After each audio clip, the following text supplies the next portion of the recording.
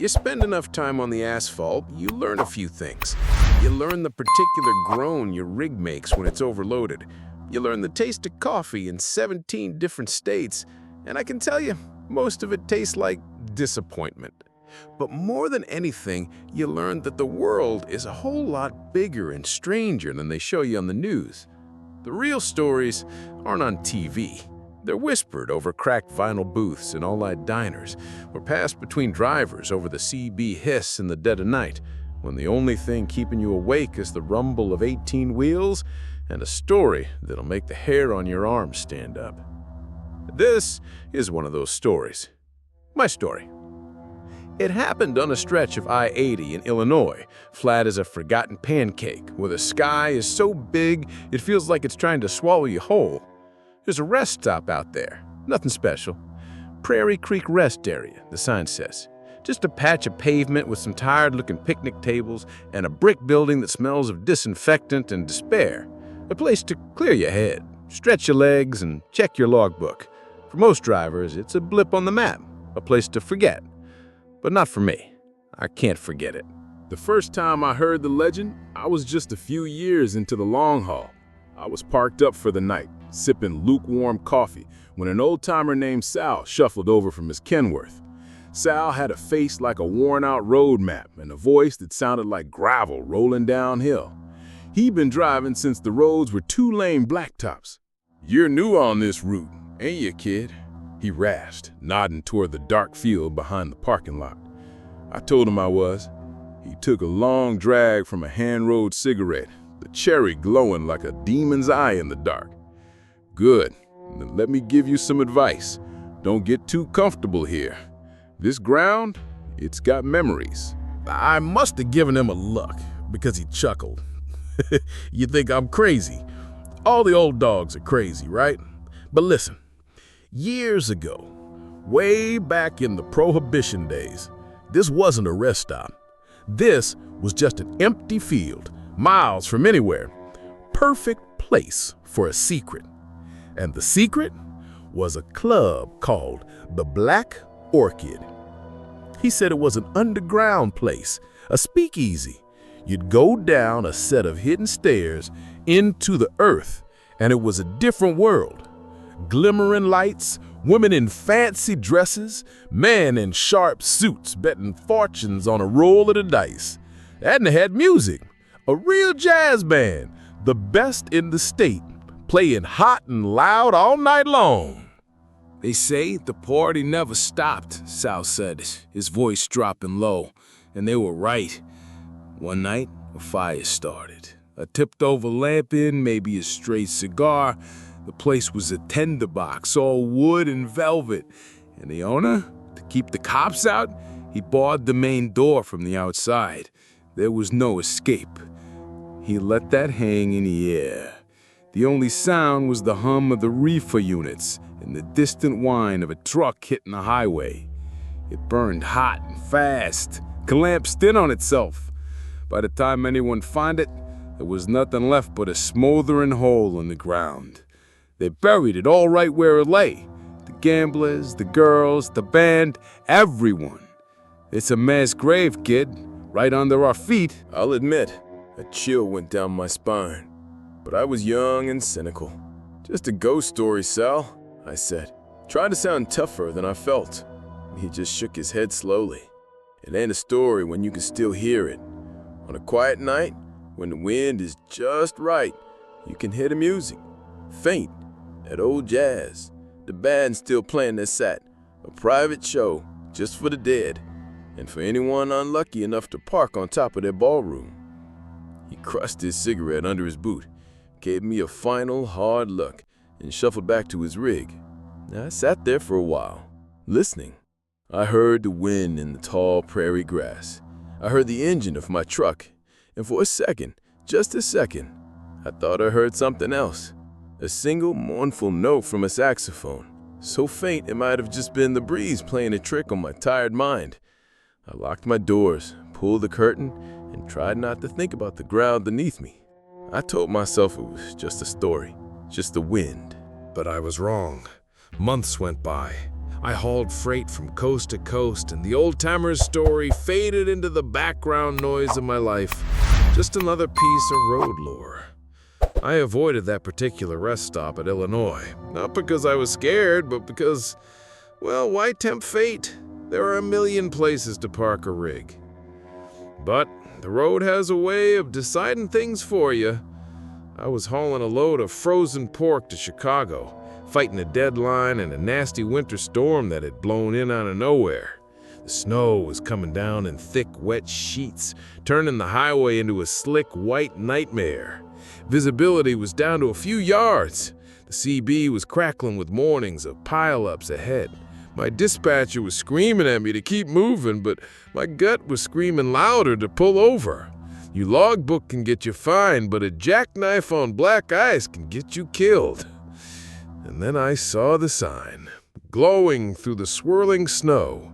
Prairie Creek Rest Area, 1 mile. It was like the devil himself had put it there. I had no choice. My knuckles were white on the steering wheel as I guided the rig down the off-ramp and into the empty lot. It was completely deserted. Not another soul in sight. The world had shrunk to just me, my truck, and the silent falling snow. I killed the engine. The sudden quiet was deafening.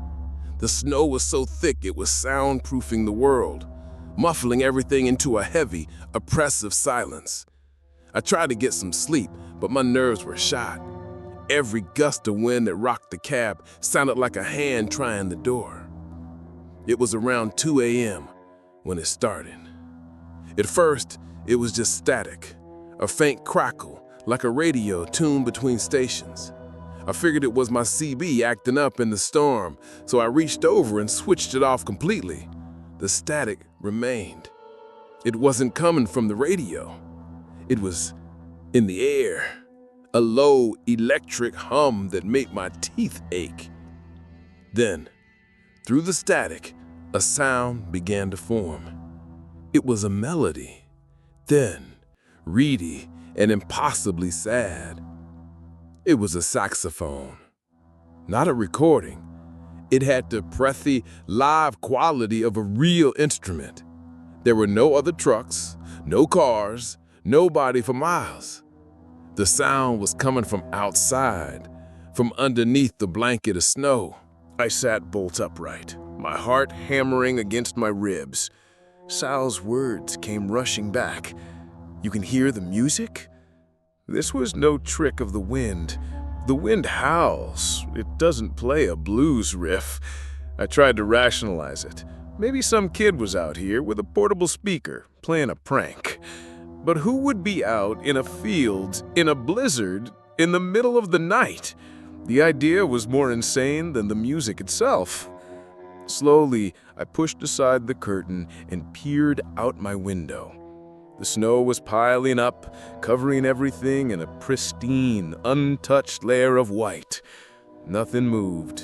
There were no footprints, no signs of life, just the darkness and the endless, silent fall of snow. And the music! It was clearer now. I could hear a piano join in, a tinkling, ghostly sound, like wind chimes made of ice, and then a faint, rhythmic brushing. A drummer with wire brushes on a snare. It was the jazz Sal had described, but it wasn't happy. It was a lament. It was the sound of regret, of a party that had gone on for too long. Against my better judgment, I pulled on my boots and jacket. My hand was shaking as I opened the cab door. The blast of freezing air was a shock, but the sound was even more so. Out here, with nothing between me and it, the music was undeniable. It seemed to be coming from the ground itself, seeping up through the frozen earth and the fresh snow. I took a few steps away from my truck, my boots crunching loudly. The music didn't change. It was as if it didn't know I was there, or it didn't care. I stood there in the heart of the blizzard, listening to a ghost band play a funeral dirge for an audience of none. And that's when I smelled it. Underneath the clean, cold scent of the snow, there was another smell. Faint, but unmistakable. Wood smoke, and something else, something sweet and acrid like spilled liquor burning. The air in my lungs felt thick, heavy. That was it for me. I scrambled back into my cab, slammed the door, and hit the locks. I didn't care about the logbook, the blizzard, or the dispatcher anymore. I sat there wide-eyed and shivering until the first hint of dawn broke through the clouds. The music played on for hours, a relentless, heartbreaking serenade before finally fading away with the darkness, leaving only the sound of the wind. I didn't sleep a wink. I just waited for the sun, like a man waiting for a pardon from the governor. You can't experience something like that and just forget it. It's not possible. The memory of that night was a splinter in my mind, and the more I tried to ignore it, the deeper it went. The tune the Phantom Bandit played was stuck in my head. I'd be driving through the deserts of Arizona, sun beating down, and I'd hear that sad, lonely saxophone in my ear. I'd be in a bustling truck stop in Texas, surrounded by noise and life, and the faint scent of smoke and burnt whiskey would hit my nose. I was becoming obsessed. I had to know more. It wasn't just a spooky story anymore. It was real. I had heard it. I had smelled it. My next layover was in Springfield, Illinois for a couple of days. Instead of sleeping or watching TV in a cheap motel, I found the local library. It was one of those old, grand buildings that smelled of dusty paper and history. I felt clumsy and out of place in my work boots and denim jacket, but the librarian, a kind-faced woman with glasses on a chain, didn't seem to mind. I told her I was a history buff, interested in the Prohibition era in the central part of the state. It was a flimsy lie, but she bought it. She showed me how to use the microfiche machine to look through old newspapers.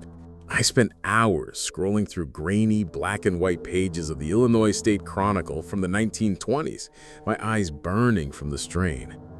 And then I found it. A headline from October 29, 1928. Inferno at rural nightclub claims dozens.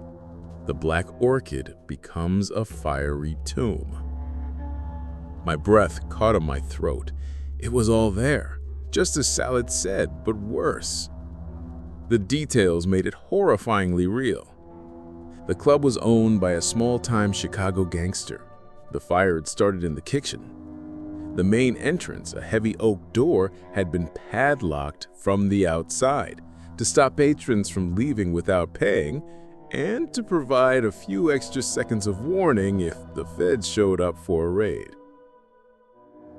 The article listed the names of the victims.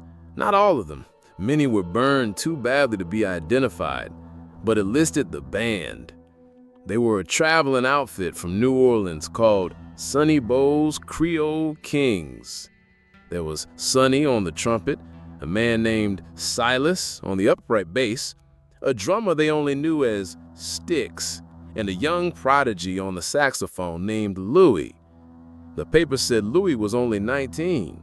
He was supposed to be the next big thing. There was a picture, a grainy, faded photograph of the band, taken a week before the fire. They were standing in front of a curtain, holding their instruments, smiling for the camera. 4 young men in suits, full of life and promise.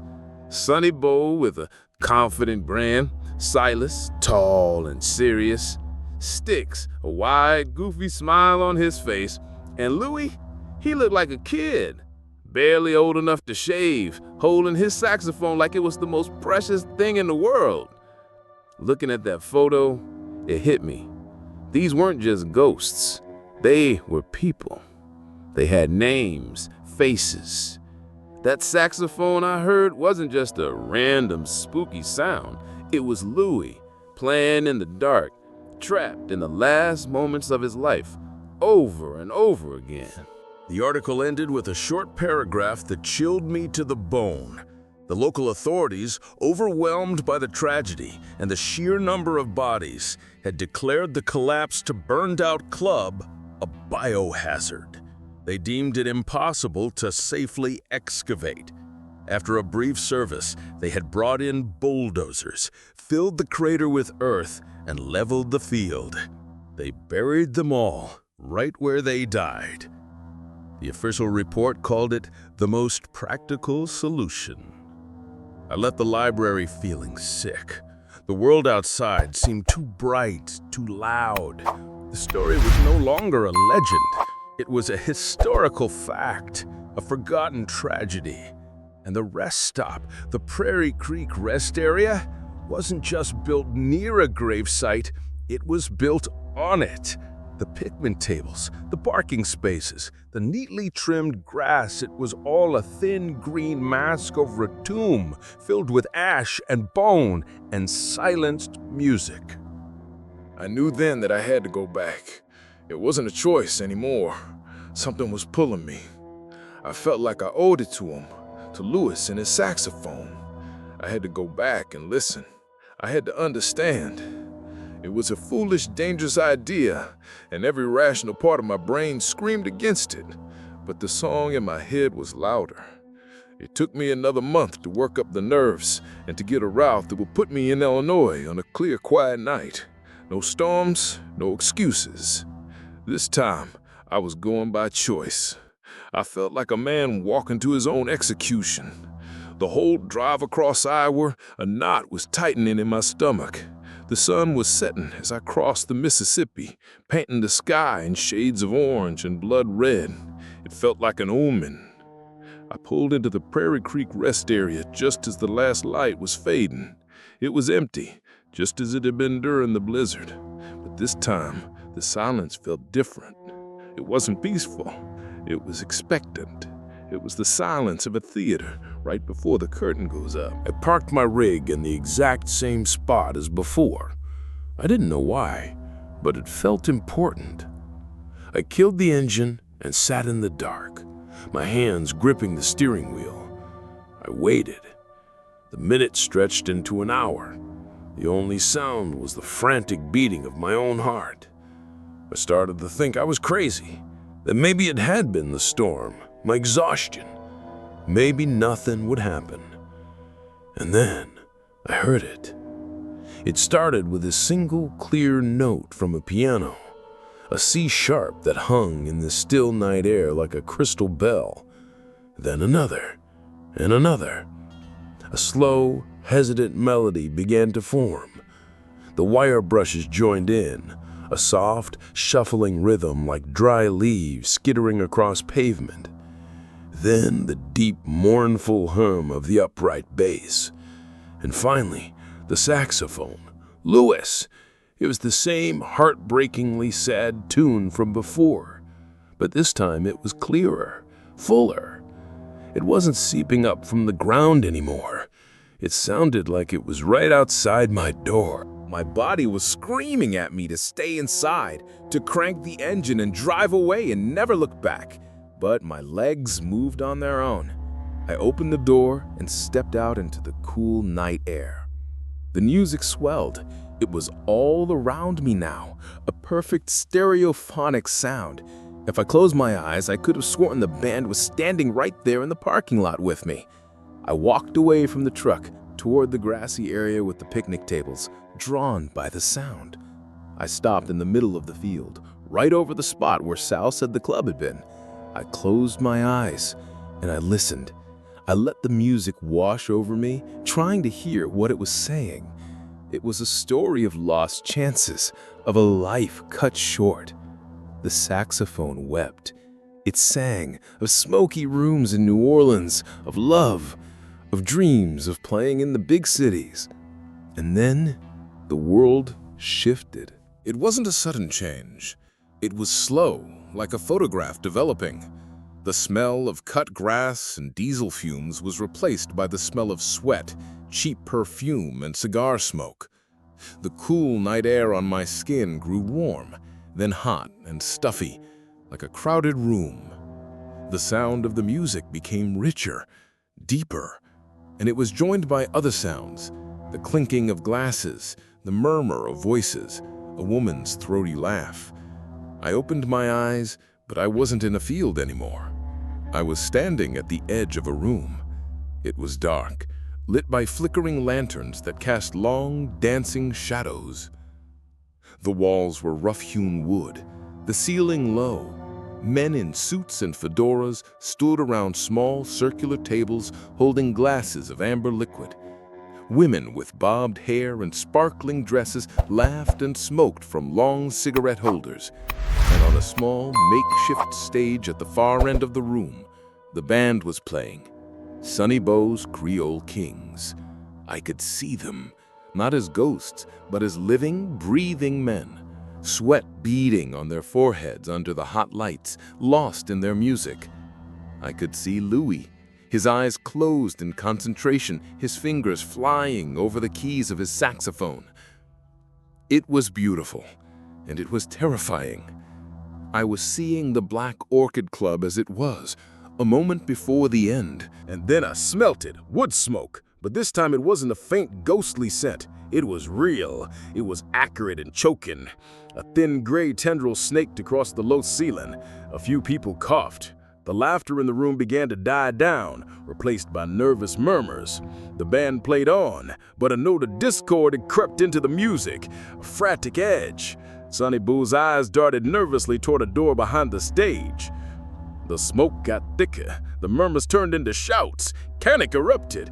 People started pushing toward the stairs I couldn't see, a bottleneck of terror. And through it all, the band kept playing. They were trying to keep people calm, but their music was becoming a soundtrack to chaos. The saxophone wailed, no longer a song of sorrow, but a scream of pure fear. The heat intensified. I could feel it on my face, searing and real. The air was thick with smoke, and the screams were everywhere. I saw a flash of orange through the wooden planks of the wall. The fire was coming. I felt a wave of absolute primal terror, the certainty of being trapped in a burning tomb. I squeezed my eyes shut, and I screamed. When I opened them again, I was on my knees in the cold, damp grass of the rest stop. The vision was gone. The club, the people, the fire, all vanished. The music had stopped. The only sound was my own ragged gasping for air.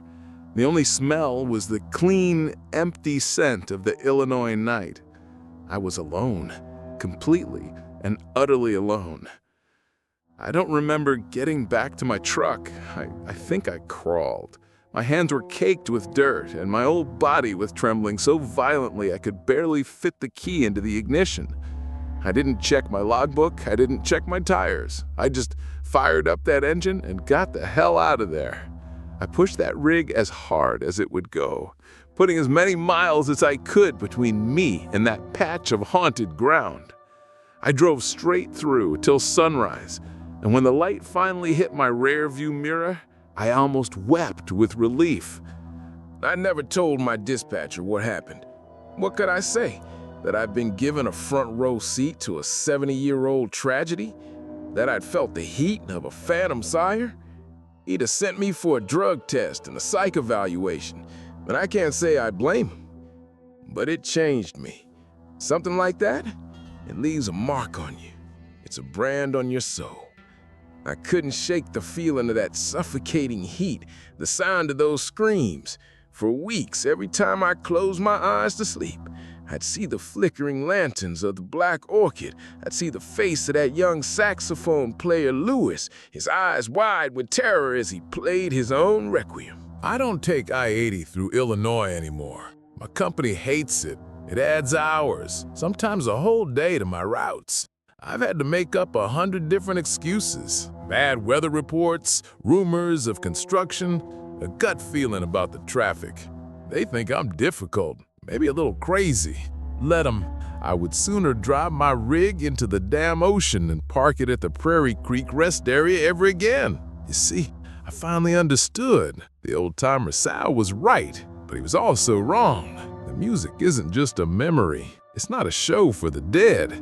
It's a warning. It's a loop of the last few minutes of their lives. A frantic, desperate cry for help that no one could answer. And I'm playing for an audience. They're screaming into the void, hoping someone will hear them and somehow, impossibly, open the door that was locked 70 years ago.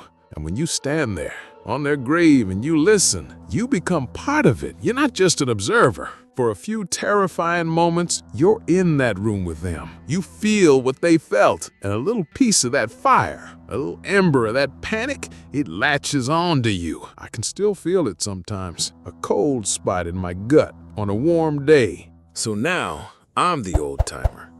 I'm the one with the roadmap face, telling stories to fresh-faced kids at truck stops. And when I see a rookie planning a route through Illinois, I pull them aside.